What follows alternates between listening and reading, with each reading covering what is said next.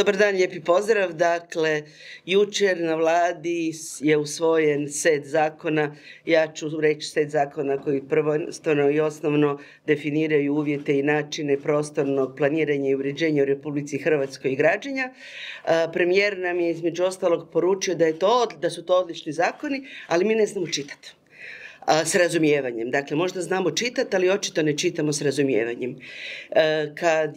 Kad su bili u prvom čitanju, ja sam tada taj set zakona nazvala da je to zakon, odnosno referirala sam se na Zakon o prostornom uređenju, to je to zakon opasnih namjera i da je protuustavan. Sad, to mogu apsolutno boldat, potpisati, podcrtati, ali kad krenete sve slojeve razotkrivati, situacija je puno gora i dramatičnija.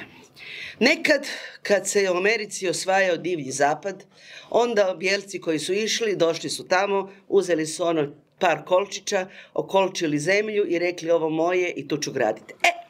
To vam je takav zakon. Točno takav zakon.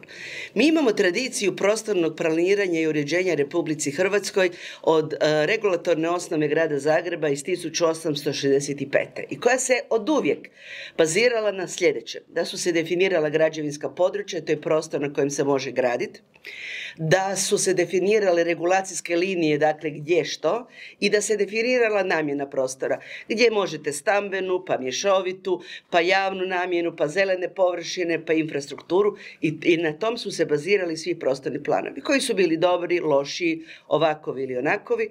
Jednako tako kad se je iza Domovinskog rata krenuo u novu generaciju prostornih planova, Republika Hrvatska je imala građevinskih područja da nas može biti 20 milijuna. Toliko smo imali građevinskih područja. I borba je bila da se smanje ta velika građevinska područja i dođu na nekakvu realnu mjeru.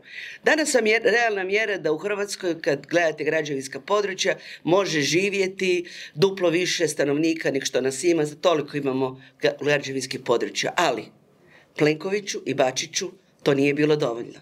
Oni sad pod krinkom priuštivog stanovanja rade sljedeće i kaže nešto što nikad nije bilo građevinsko područje, mi ćemo tu napraviti nekakav projektić za tu parcelu, direktno ćemo izdati građevinsku dozvolu i tu ćemo graditi priuštivo stanovanje.